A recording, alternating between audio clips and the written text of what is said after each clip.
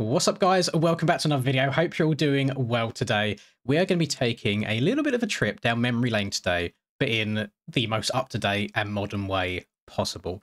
Welcome to the Reaper / Kevin Fuela mashup / collaboration of the 3 desert tracks from MXO's to Be Alive, which is Piston Valley, Grandview, and Catapult Canyon. They are the 3. Now, going back here, actually, I don't know why, but when I was younger and I used to bang out Alive a hell of a lot, I didn't even realise at the time just how all 3 of them occupied the same space. I know that Piston Valley and Catapult Canyon were very similar. I think Grandview was a bit of the outlier, which kind of done its own thing and went off and used most of the track that the rest don't use. But this looks incredible. And before I jump in, I want to say how incredibly impressive / frustrating it is when I look at a hill like this. I see all these like tyre marks and all going all over the place, all looking nice and 3D. And then you get up close and you realise it's completely flat. It is all a visual illusion. I sat down for 5 hours last night trying to make my Moto 101 track look attractive, then to all throw it in the bin at the end and say I'll do it another day because I just could not get things looking how I want. So there is an artistic touch to this and levels that I can only strive to achieve. And really W on this as well. I don't know how much they've seen into it or how much involvement they've had or how much Reaper has shown them at all. But I think Justin Bogle, Aaron Plessinger and Pierce Brown have all sent and collaborated in like sending their logos over and stuff. So really, really cool to see real life riders kind of acknowledge the game a bit more. I always love seeing that sort of thing, and it just adds a level of like makes them seem more human, if that makes sense. So obviously they are incredible celebrities at the end of the day, but finding out that they're into their video games just as much as we are really does I think it levels them up a little bit in everyone's opinions. So we're going to do laps of all 3 of these tracks today, probably only a couple of each because I imagine it will take quite a long time. I don't know which one we're starting off on, but here we go. First track now. Now, you should be seeing this on Saturday as well, actually. And if you was unaware, if you've been out of the loop a little bit, then Saturday is the day that the MX Bikes of Nations qualifying event is going to take place. So I will actually be live streaming for the first time in God knows how long. It's been a very, very long time. So if you was unaware, obviously I don't know who is competing for every single nation. However, from the Great Britain perspective, in competing for the MX1 spot is myself, Cam and Jake. Competing for MX2 is Aqua, Neon, and there is one other. I think it might be either Sam or Toby. I generally can't remember off the top of my head. And then in the open spots, it is Tyler, Dan, and Aiden trying to do that. So how the format works is 2 30-minute plus 2 lap motos, and whoever has the best overall score will be the one representing their country. Now, I have already kind of made well, I don't what's that word for it? I've prepared for the worst, essentially, because I know that I'm fairly confident in my ability to beat Jake over 2 motos, and that's not meant to be disrespectful at all. It's just going based on how this year has gone. Cam, however, is another question. I'm not too sure about my ability to beat Cam overall. So if anyone remembers, a few months back when I was discussing nations as well, I asked Narvo if it would be okay if I join him in the booth for streaming. I will still have to double check on that. This is if I don't qualify. If so, then I will stream it all to you on my YouTube, and then he'll stream it on his Twitch. I don't know who else is involved at this point from a streaming perspective. We shall see. But there you go. In one way or another, I should be able to bring some sort of coverage for nations for you.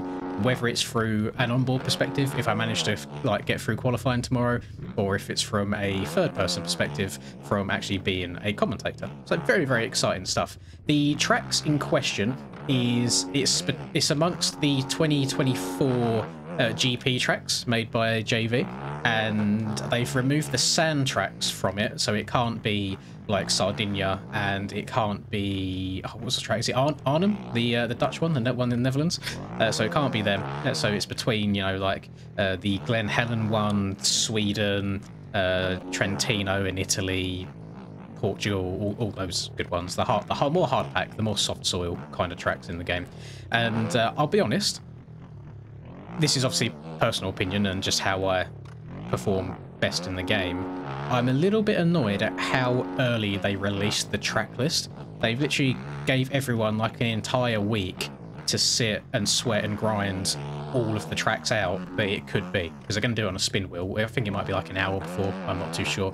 But yeah, the fact they even released the list of tracks it could be that early was a bit of a bummer for me, because I hate having to go to that level of sweat. I mean, I haven't. If I try and pull up my Steam overlay real quick, we'll go to my library here. You can see MX Bikes last 2 weeks at 16.7 hours. So I've not played the game much at all. If we hover over FIFA, however, 68 hours in the last 2 weeks, and the game hasn't even been out 2 weeks. So you've seen where my priorities have been lying. So I have no idea how it's going to go on the day. Best case result, we make it. Worst case result, we lose probably to Cam. Again, not being horrible to Jake, that's just based on like raw speed. And in that worst case scenario where I don't qualify, we still get to hopefully commentate, and we get a really, really good person competing for Great Britain. So W's all around. I imagine that the main, I guess, rivalries for the actual nations event will be between Great Britain and the US. As I've said time and time again, there are a bunch of other fast countries where they've got 1 or 2 like world-class players, but then they're like lacking a third, a really, really quick one. So I'm interested to see how it goes. And Norway has a good team this year. They've got Steiner and Hakon. Obviously, Steiner won the 250 class this season. Hakon was red plate holder for quite a while in 450s, and they got JB as well, who was a sim player, came over to bikes the last year or two, and he's been dipping in and out of competition and is very, very fast on his day. For Germany, unfortunately, I think they've got Victor and they've got Finn. And obviously, Finn is, I believe, probably the fastest / most consistent combined rider, at least on the EU side of things at the moment. But then I don't know who the third would be in that situation. Again, there's a lot of countries like that, but they've got 1 or 2 really, really fast guy, and then the third is a little bit on the slower side. So we shall see. I think it's going to be an exciting event all around, and it should have a good amount of hype behind it. Everyone getting all their skins in there to download and look at all the different colorways. I've seen a glimpse of the UK bike that BP has made, and it looks, well, like chef's kiss. It looks absolutely lovely. Please sound a track. Tiptoe, lovely. There we go. So this first track that we're playing right here, in terms of scaling, you've seen me over jumping quite a few things.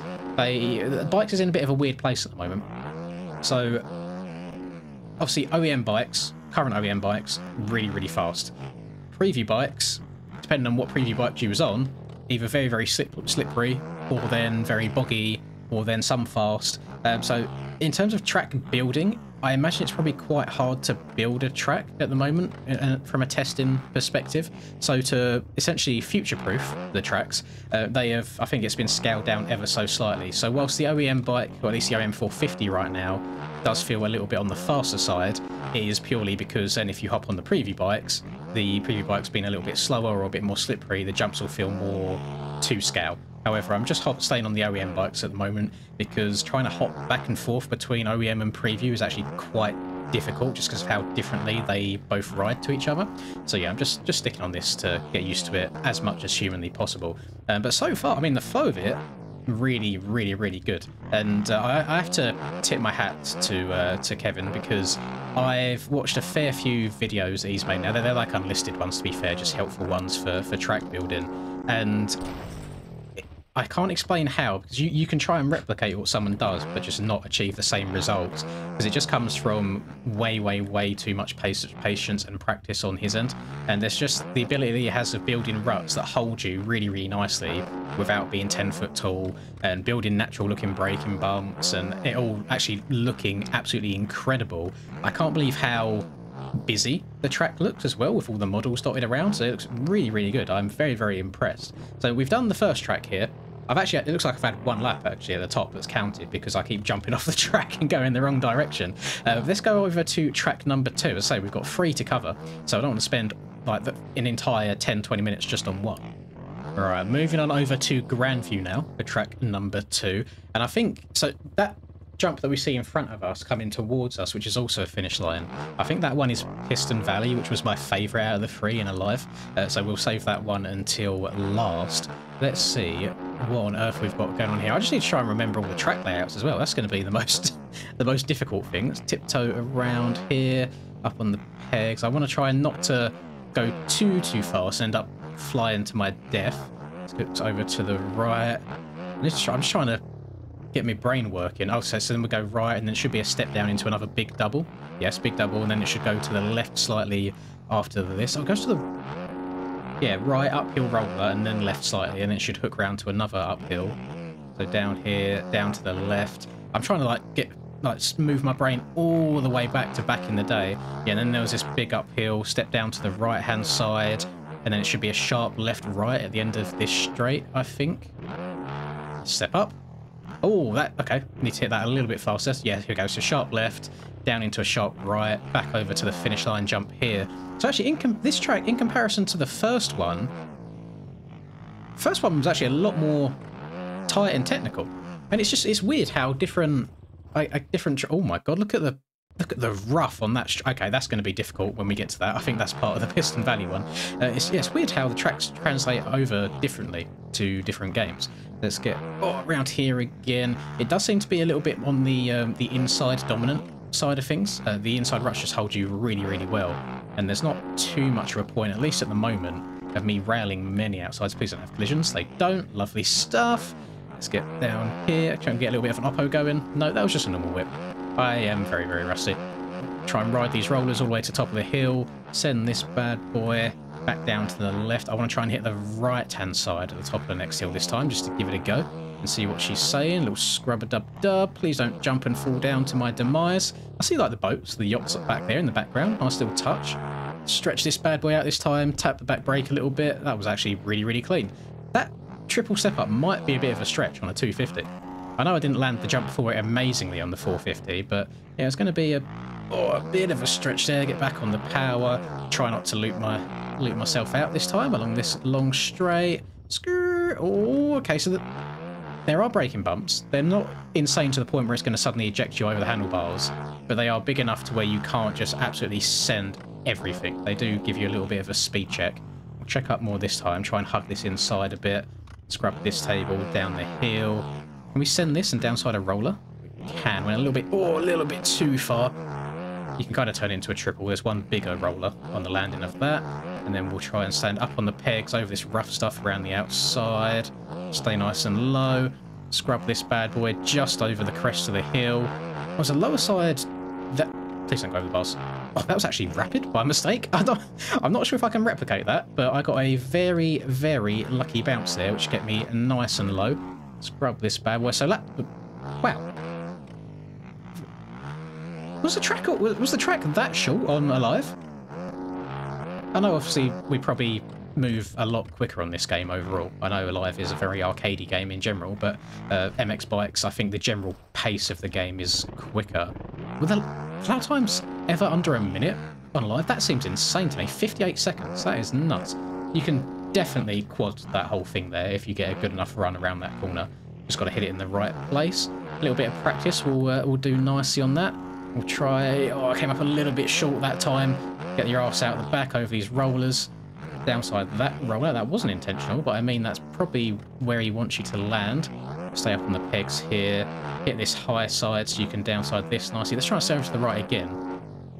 There you go. So that is the other alternative lane, but I didn't do that. I kind of went between the two. I stayed in the middle by mistake, and it kept me really, really low, and it kept my momentum going forwards. So there you go. Another really, really good one. I will say, scaling wise, it does feel slightly smallish. Is there 40 gates here? I think there's 40 start gates there. This narrows up a lot. Trying to get 40 people into this first corner here will be a very, very interesting experience.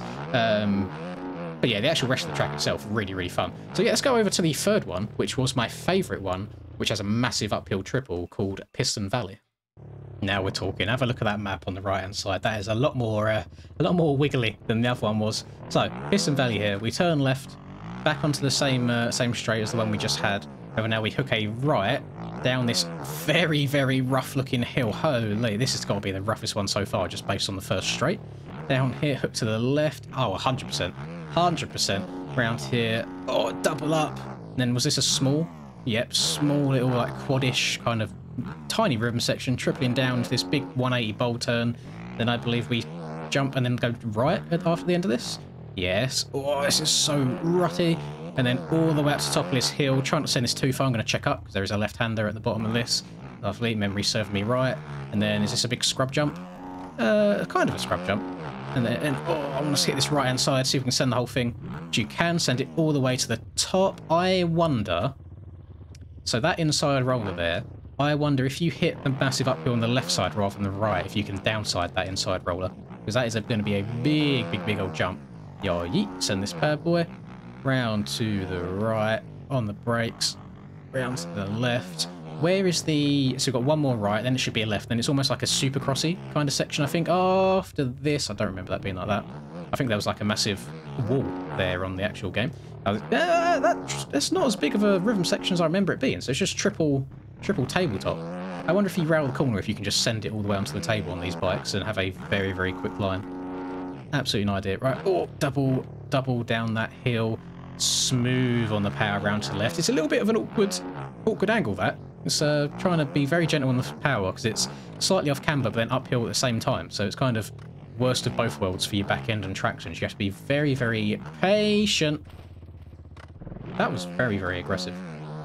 Either way. Double up and over. Oh my goodness. And then stretch this bad boy out to turn it into a quad. Step all the way down this hill. Back on the power again out of the corner. Okay. So there's limits. It's so difficult again for my brain to adjust from riding one set of bikes to the other because I feel like you can do anything on these current OEMs once you've ridden the previous, and I try pushing it too hard. Let's rail this. I want to land on the left side this time. Yes, and then I'm probably going to crash here, but I'm going to try and send this all the way to the inside roller. Oh, no way. Ah! I thought I'd banged it first time. I think I went a little bit too fast there. And I was trying to land while slightly turning and braking at the same time. It was never... that one was never going to go well. We can try again next lap. There's no problem. Oh my goodness. That was insane. That was actually insane. Right, round to the left. Got a little bit of a few switchbacks left and right here. It's interesting that he's made this one so much rougher than the other two. Like, it's definitely more difficult. And then can we send this onto the table? Oh, yeah, you can. Middle rut, maybe. Because that outside isn't as big as the third rut. So I think third rut next time should get us all the way. Can I quad all the way down to the bottom of this? Again, I think that's an outside line to quad all the way down to the bottom. It's be nice and gentle on the throttle again. I think I'm definitely making this section here tighter than it needs to be by coming in like too far on the right-hand side. I need to open the corner up a little bit more. All kind of stranded out in no man's land here on the wrong side of the rut. Gentle again. Right, here we go. On the power. Scrub that bad boy. Gonna scrub this little quad. Very little quad. Okay, still flat landed even after scrubbing. Triple down their hill. Do not try and turn so aggressively this time. Lovely. Scrub this table. The faces of jumps are really nice. Just for getting sideways on. And I imagine there's probably some way of pre-jumping off of that and actually landing over the crest of the hill if you hit with braking bumps right. I am going to give this another go, which I apologise again in advance if I crash, but we'll try it. Check up a little bit more this time. Oh, it's looking good. Oh, it's looking very good. There we go. Second time's a charm. And then completely mess up the downhill straight after that. Down to the right. This is a little double step up again. Let's try and hug inside this time. Make the track as short as possible to go as fast as we can do. Lap time wise, I think this track's been the longest one out of the three. But that's to be expected. No, the track is a lot rougher. Oh, this looks good. Go on, quad it. No. Oh, it's a little bit too short. Oh, I don't know, actually. They might have just made that of a big enough gap to where that's not possible. I think they knew. They probably knew. Nah, screw it. We'll do one more go. So I went outside, it didn't work. I went second right, it didn't work. Let me try third rut. Oh yeah, money. There you go, clean. Okay, yeah, I don't know if that was meant to be possible, but doable from the third rut. And then, I was meant to go outside here, wasn't I? So you could try quad all the way down to the bottom. That's fine. So you just triple and then single your way in. And then as you exit this one, if you exit further on the left-hand side, and you can open up this corner more and kind of cut across it in more of a straight line rather than having to like get on the brakes really hard.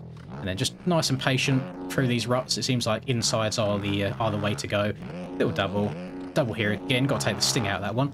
And then left side there keeps you a little bit lower. I do enjoy when track creators make the jump faces have a bit of character to them as well, where they're not all just perfectly symmetrical. There is like a high side, a low side, some kicks here, smooth on the other side, and then I'm convinced there is a way of getting all the way up and over that, even if it's like a little bit of a tyre tap. definitely doable. And so overall, all 3 tracks genuinely really enjoyable. And I would say the one I'm on now, Piston Valley, definitely the most difficult out of the 3. Probably the only one where the rough really does anything to you and forces you to slow down. The other 2, very beginner friendly. This one is more intermediate plus, but 100% really good job all around. Again, really, I love when we get to try tracks from other games in this game and just see how it rides. I love seeing the comparisons. Now, obviously, I thought my game just crashed because my engine stopped making noise, but is there a wall here? That's why. There is an invisible barrier here. So to put into perspective just how big the map is, we have literally run out of space on the map to the point where this is like an extended terrain. So this is where the height map ends, and this here is all in like Blender, like off the edge of the map. So he has used every single inch of this place that is available to him. So generally, good job all around. And I love seeing stuff like this. So thank you, Mr. Kevin Fwailer. Thank you, Mr. Reaper Doc. And thank you. Someone called Quality Control. We got a little bit of a Mr. area right here. And thank you everyone that's made this possible. So if you haven't yet played this track, do give it a go. Obviously I'll leave links for it down in the description for you. If you like this video, by all means drop a like and subscribe to the channel if you're new. It's very much appreciated. Have a lovely rest of the day, whatever you're up to, and I'll catch you all in the next video. Peace. Lynn's in the zone, never backing down. Riding MX bikes, he's the talk of the town. 2022 champ with a YouTube crown. His game is tight, no signs of slowing down. Late nights, bright lights, he's chasing that fame in the digital arena. Writing his name, she's a 10 out of 10. Supporting his lane, hairline might receive, but his passion's the same.